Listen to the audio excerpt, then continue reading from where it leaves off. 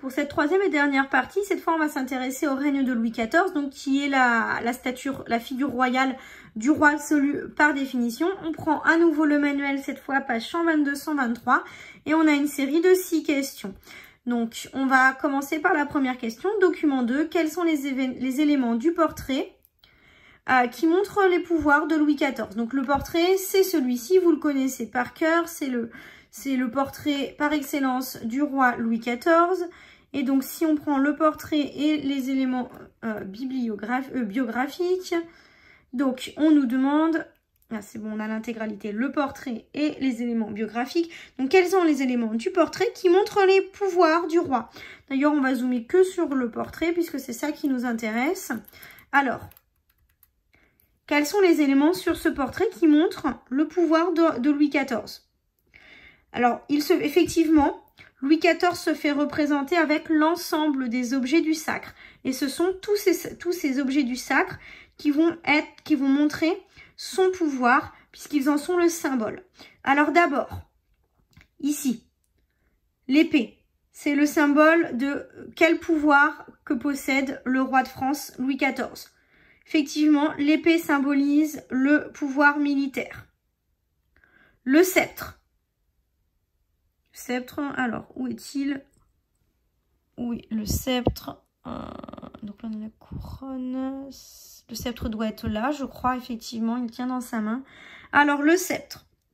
Le sceptre, c'est son pouvoir politique. Vous avez aussi quelque part sur le tableau, on ne le voit pas forcément sur ma vidéo, mais vous, sur votre manuel, vous le voyez bien mieux. Vous avez la main de justice qui représente le pouvoir judiciaire. Effectivement. Et vous avez autour de son cou ce qu'on appelle le collier donc du Saint-Esprit qui, lui, va représenter le pouvoir religieux. Vous savez qu'il est roi de droit divin, donc il a été désigné par Dieu pour régner. Et enfin, juste ici, la couronne qui est le symbole de son autorité royale suprême. Donc, je vais reprendre. Alors, ici, donc, sur ce portrait, Louis XIV se fait représenter avec l'ensemble des objets du sacre, virgule, ce sont les symboles de son pouvoir, point. On observe, donc phrase suivante, on observe l'épée, donc symbole de son pouvoir militaire, virgule, le sceptre, symbole de son pouvoir politique, virgule, la main de justice, symbole de son pouvoir judiciaire, virgule, le collier de l'ordre du Saint-Esprit, Saint-Esprit S majuscule, E majuscule, donc symbole de son pouvoir religieux, entre parenthèses, vous pouvez mettre roi de droit divin, et la couronne, symbole de son autorité royale suprême. Voilà pour la question numéro 1. Question numéro 2, document 1. Comment Louis XIV agrandit-il le royaume de France et renforce-t-il ses frontières? Alors, document 1, on va dézoomer. C'est la carte du royaume de France sous Louis XIV. Donc, vous voyez ici, c'est le royaume de France sous Louis XIV. Possède les mêmes frontières que la France actuelle. Et donc, effectivement, il va agrandir le royaume de France par de nombreuses conquêtes. Mais lesquelles? Quelles sont les conquêtes qu'il va obtenir pour agrandir le royaume de France?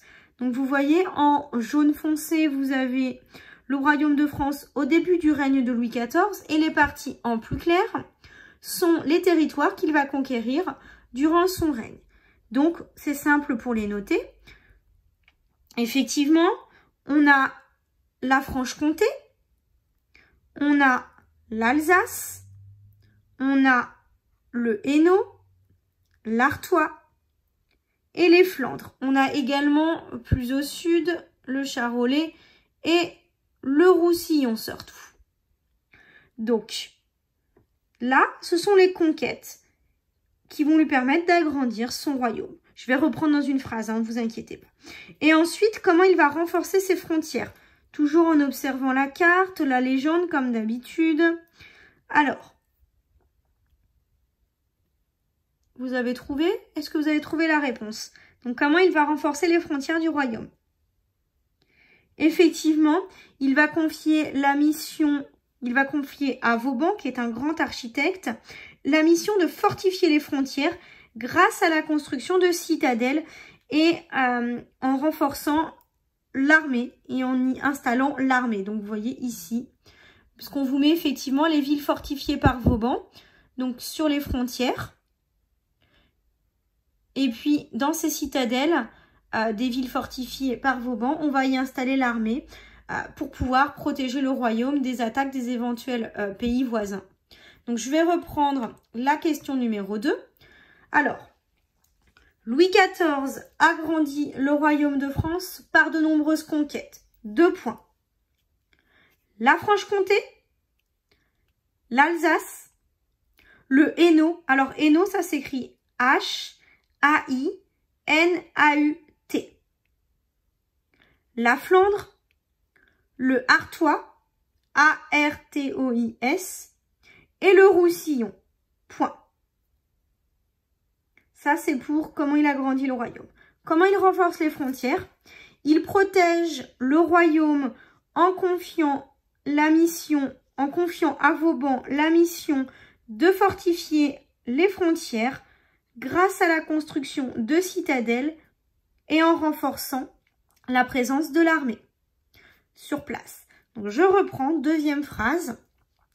Il protège le territoire, il protège le royaume en confiant à Vauban, V-A-U-B-A-N, avec un V majuscule, la mission de fortifier les frontières grâce à la construction de citadelles et en y renforçant sur place la présence de l'armée.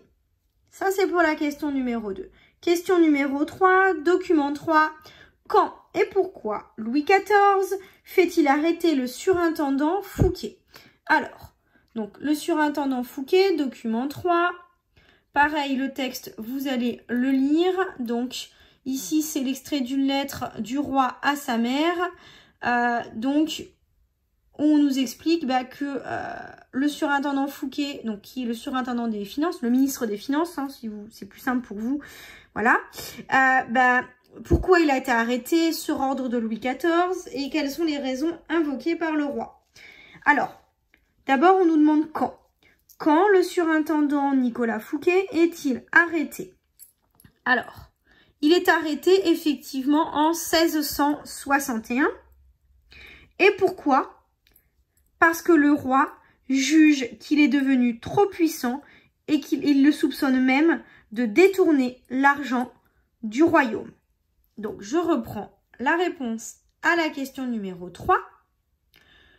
Le surintendant des finances, Nicolas Fouquet, est arrêté en 1661 sur ordre du roi Louis XIV, car il est devenu trop puissant et le roi le soupçonne même d'avoir détourné de l'argent. Alors, il faut savoir que Fouquet s'est fait construire un somptueux château qui est le château de Vaux-le-Vicomte.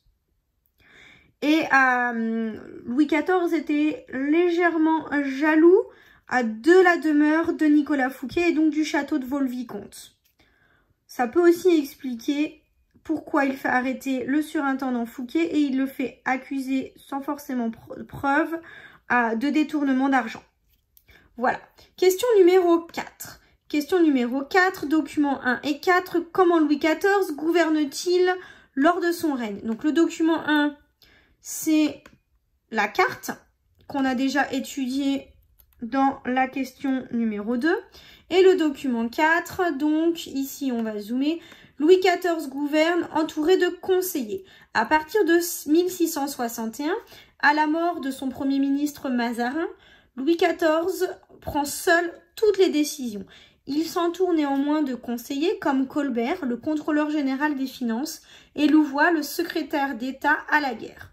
Donc, à travers cette carte et cette peinture, donc, comment Louis XIV gouverne-t-il? D'abord, on va signaler qu'effectivement, à partir de 1661 et la mort du Premier ministre Mazarin, il gouverne sans Premier ministre. Il va néanmoins s'entourer, on l'a vu, de conseillers, mais il est seul à prendre les décisions concernant les affaires de l'État.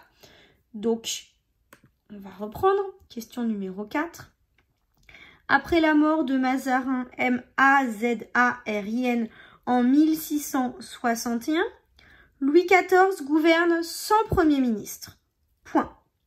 Il s'entoure néanmoins de conseillers.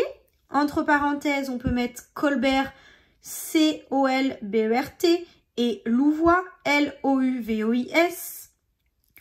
Fermez la parenthèse. Mais décide seul des affaires de l'État. Donc voilà pour la réponse à la question 4. Question 5, avant-dernière question, donc document 5. Comment le roi justifie-t-il son pouvoir absolu sur ces sujets? Alors, document 5, c'est page 121. Louis XIV s'affirme comme roi de droit divin. Je suis obligée de dézoomer parce que... Enfin, zoomer plutôt, même si ça loupe le titre, parce qu'au moins vous voyez bien. Donc là, vous devez lire à nouveau le titre, le document. Et donc, vous allez trouver facilement la réponse. Alors, comment justifie-t-il son pouvoir absolu sur ces sujets, le roi Louis XIV?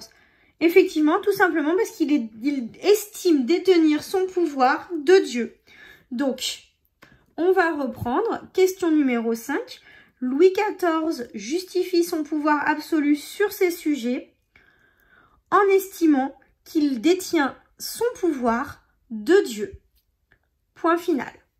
Dernière question, document 6. Pourquoi Louis XIV a-t-il fini par révoquer l'édit de Nantes? Vous vous rappelez l'édit de Nantes, proclamé en 1598 par Henri IV, qui réimpose le catholicisme comme religion officielle de l'État du Royaume de France, mais qui permet néanmoins aux protestants de pratiquer leur religion sans forcément être inquiétés. Alors, document 6, la révocation de l'édit de Nantes par Louis XIV en 1685. Et on vous met en 1685, Louis XIV révoque l'édit de Nantes pour que tous ces sujets soient catholiques. Les protestants qui ne peuvent plus pratiquer leur religion se convertissent ou fuient. Leurs temples sont détruits. Donc le temple, c'est le lieu de culte des protestants.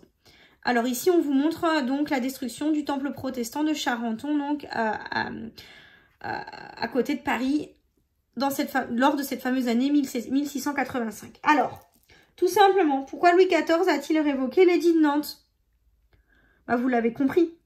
Effectivement, Louis XIV révoque l'édit de Nantes en 1685, car il veut que tous ces sujets pratiquent une seule et même religion qui est le catholicisme. Donc je reprends, Louis XIV révoque l'édit de Nantes en 1685, date à retenir. Vous l'avez vu dans les fiches repères, dans la fiche repère, car il veut que tous ces sujets pratiquent la religion catholique ou se convertissent au catholicisme, soient catholiques. Point final. Alors, donc, je retiens, Louis XIV est un roi absolu puisqu'il détient effectivement tous les pouvoirs, celui de faire les lois puisqu'il décide des finances, celui de rendre la justice puisqu'il peut donner par les lettres de cachet des ordres d'emprisonnement sans passer par un jugement, parce qu'il dirige l'armée, il fait des guerres pour agrandir le royaume, et parce qu'il impose la religion catholique avec la révocation de l'édit de Nantes en 1685 et l'interdiction de la pratique du protestantisme. Donc voilà pour cette partie sur le règne de Louis XIV.